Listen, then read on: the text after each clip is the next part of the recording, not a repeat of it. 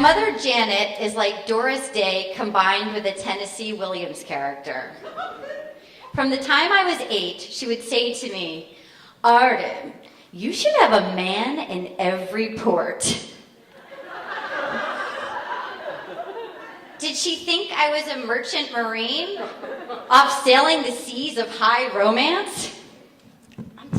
At the age of 13, my mother put a cup filled with condoms on my dresser and told me, "You can go on the pill anytime you want."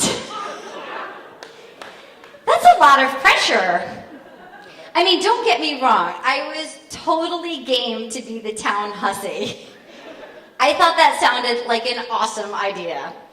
But at the time, I was a freckled little redhead wearing a bowl cut and my brother's hand-me-down corduroys.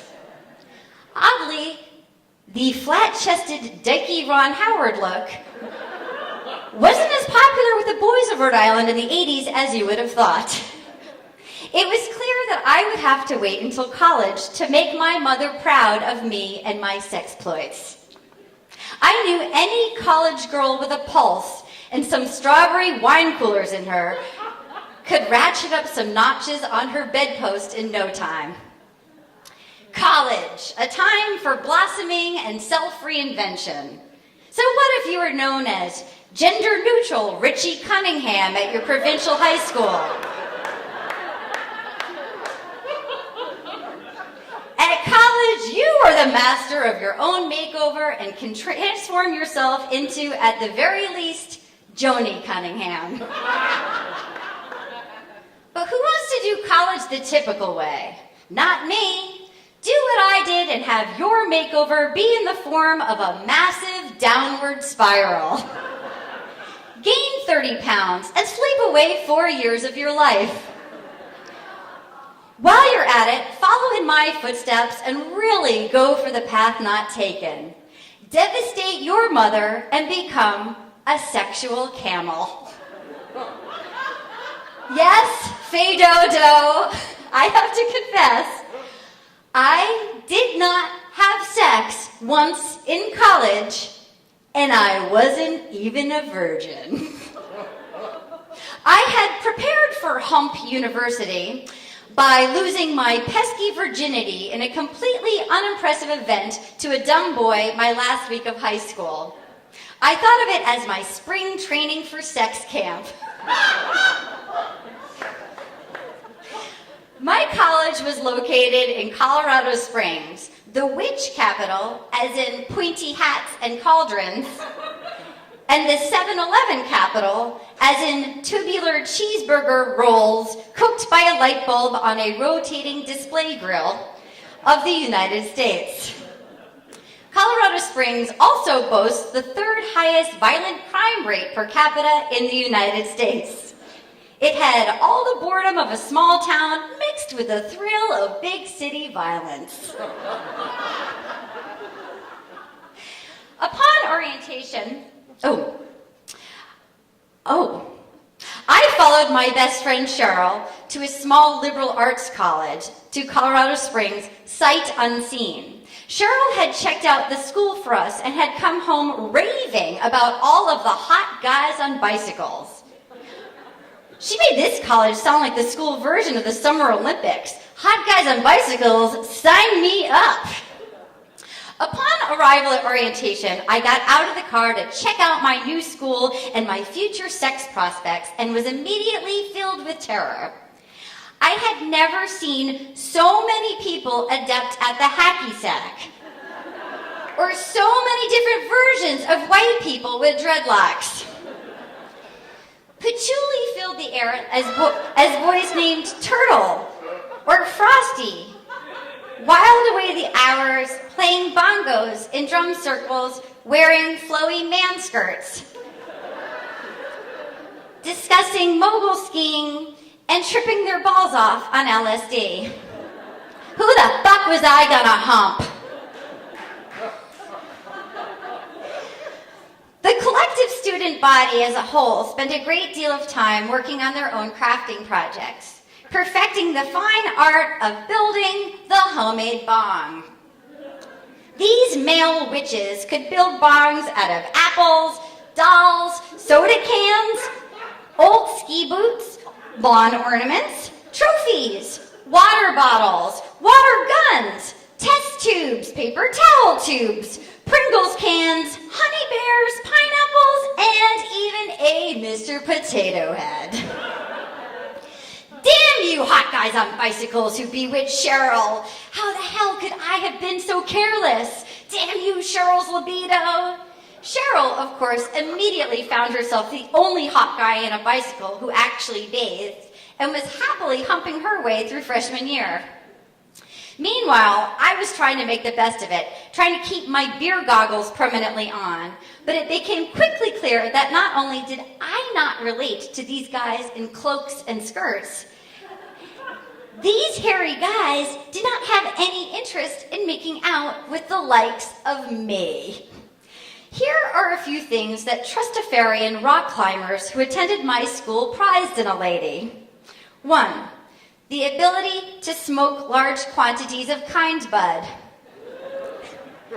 2. A never-ending supply of gorp. 3. Sweet bump skis. 4. A tight ass in Gore-Tex.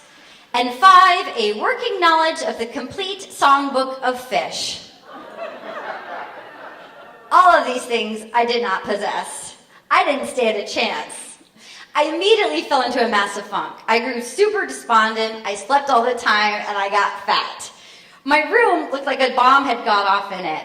At one point, I lifted up my rug to find discarded pizza boxes, underwear, and sand. Not only was I letting myself down, I was lying to my mother. So, those college boys must be keeping you busy. Don't get pregnant. Click. I could only hold Blanche Dubois off for so long. I only had one final weekend of my freshman year to get my Girls Gone Wild groove on. I went to the Kager and I finally found the object of my affection. I laid eyes on this guy that I had never met, seen, or even heard of before. He was a senior and he was hot as shit. Adam Yonkers. He was cool, he wasn't wearing a skirt, and he didn't know who I was. I did what any college girl on the hunt for sex would do. I didn't talk to him or even introduce myself. Instead, I ran back to Cheryl's dorm and made jokes about him for 14 hours to Cheryl and my friend Lori. I talked with the swagger and the bravado of the longshoreman that my mother had always dreamed that I would be. I am obsessed with Adam Yonkers. I am gonna hump the Yonks all night long. Adam Yonkers is gonna get nailed big time. At that point, I had had sex exactly one time in my life for 5 minutes. My much more sexually advanced friends humored me for a while until they finally couldn't listen to me anymore, and the results were disastrous. The next night was the final night of school, so my sex clock was ticking. I went to a blowout house party and spotted my prey hanging right next to the pony keg. Target locked on the Yonks. The Yonks started to walk toward me, and I had to talk myself off the ledge. Be cool, Arden. Act like a normal person. Hey, fun party. It's fucking stupid. You can do better than that, dummy. Much to my surprise, we actually hit it off, and we chatted for hours. I was flirty and coy, and I was able to play it casual, like I hadn't been calling myself the future ex Mrs. Adam Yonkers all day. We were really clicking, and as the sun started to go down, it felt like one of those magical movie nights. Finally, drunken college sex is going to happen to me! Mom was going to be so proud! I could sense it. We left the party and walked back to his house, where Adam kissed me. Sure, it was on his bong water-soaked futon, but I felt like I was Molly Ringwald in 16 Candles, and I was getting to kiss Jake Ryan.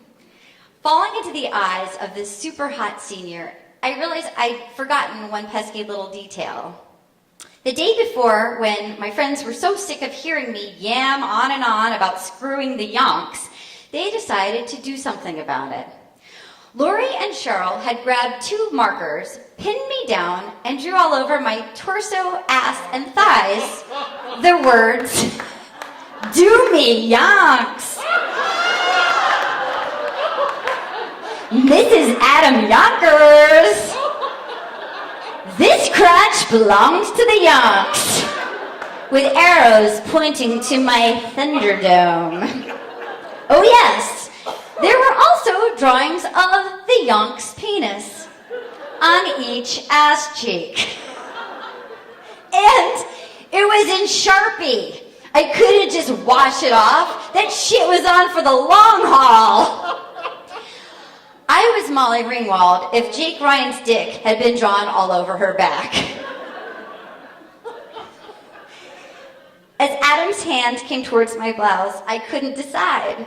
What was worse, devastating my mother and being the only girl not to have sex in college? Or him discovering that the stranger he had taken home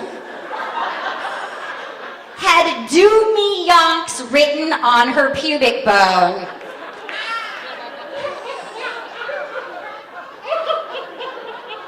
True story.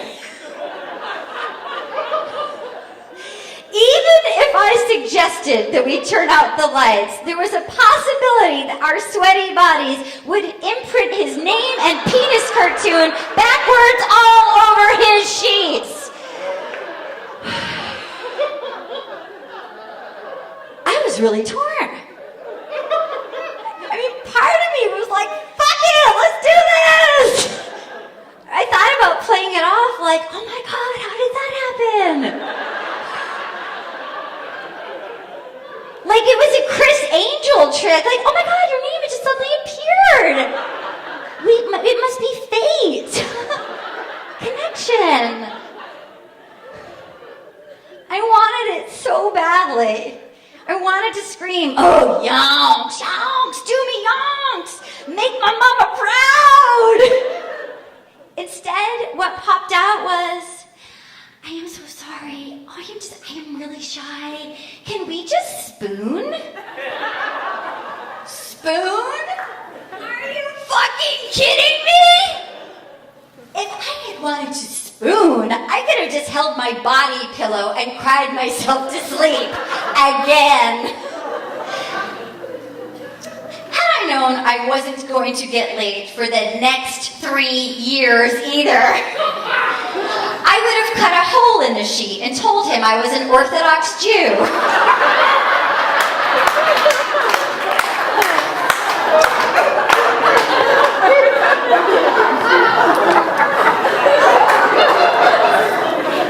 I don't think he would have bought it.